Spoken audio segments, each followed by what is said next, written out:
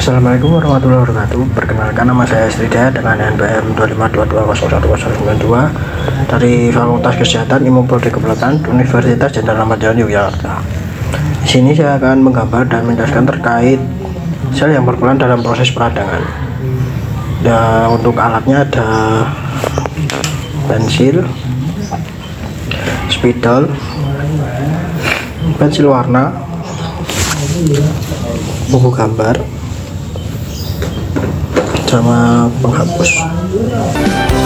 Apa kini kau baik-baik saja?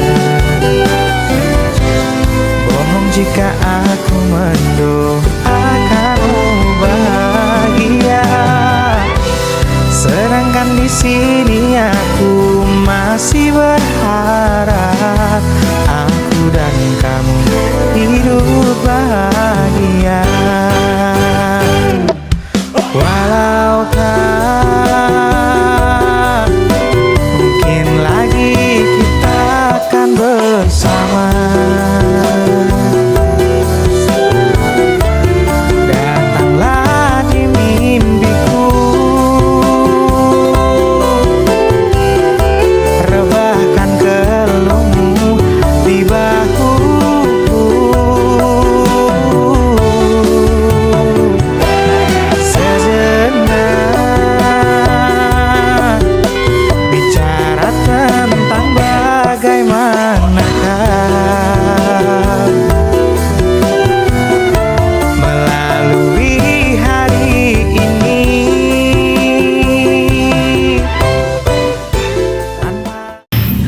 Untuk penjelasannya, yang pertama yaitu ada neutrofil yang termasuk dalam granulosit. Neutrofil merupakan jenis leukosit yang jumlahnya paling banyak di dalam darah, yaitu sekitar 50-70% total dari sel darah putih. Sel ini termasuk dalam kelompok granulosit karena memiliki granula di sitoplasma dan inti yang bersegmen atau biasanya terdiri dari 3-5 lobus. Neutrofil berfungsi sebagai garis pertahanan pertama tubuh terhadap infeksi, terutama infeksi bakteri. Mekanisme kerjanya dilakukan melalui proses fagositosis, yaitu menelan dan menghancurkan mikroorganisme asing. Untuk yang kedua ada eosinofil. Eosinofil adalah granulosit yang memiliki inti berlobus 2 dan granula besar berwarna merah oranye saat dilakukan pewarnaan laboratorium. Jumlahnya lebih sedikit dibandingkan neutrofil, sekitar 1-4% dari total leukosit. Eosinofil berperan penting dalam melawan infeksi parasit, terutama cacing atau helminth, serta terlibat dalam reaksi alergi dan asma. Untuk yang ketiga ada mast cell.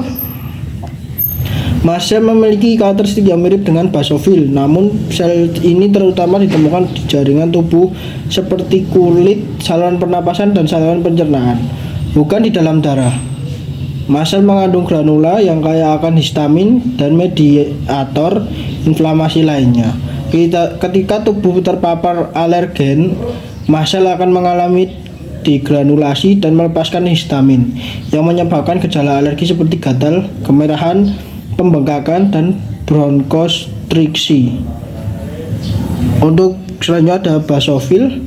Basofil merupakan jenis leukosit yang jumlahnya paling sedikit di dalam sirkulasi darah, kurang dari 1% dari total leukosit. Basofil memiliki granula besar berwarna biru keunguan yang sering kali menutupi inti selnya. Sel ini berperan dalam respon inflamasi dan reaksi alergi dengan melepaskan zat kimia seperti histamin yang menyebabkan vasodilatasi dan meningkatkan permeabilitas pembuluh darah, serta heparin yang berfungsi sebagai antikoagulan. Baik, untuk selanjutnya masuk ke agranulosit. Yang pertama ada limfosit. Limfosit termasuk dalam kelompok agranulosit dan memiliki inti besar yang hampir memenuhi seluruh bagian sel. Limfosit berperan dalam sistem imun adaptif atau imunitas spesifik. Terdapat 3 jenis utama limfosit, yaitu limfosit B yang menghasilkan antibodi untuk melawan antigen, Selanjutnya ada limfosit T yang berfungsi untuk mengatur respon imun dan menghancurkan sel yang terinfeksi, serta sel natural killer atau NK yang mampu membunuh sel yang terinfeksi virus dan sel kanker tanpa perlu aktivasi sebelumnya. Jumlah limfosit biasanya meningkat pada infeksi virus dan beberapa kondisi imunologis. Yang terakhir ada monokosit. Monokosit adalah sel darah putih terbesar dengan inti terbentuk seperti ginjal atau kacang. Sel ini termasuk agranulosit dan berperan dalam fagositosis serta regulasi respon inflamasi.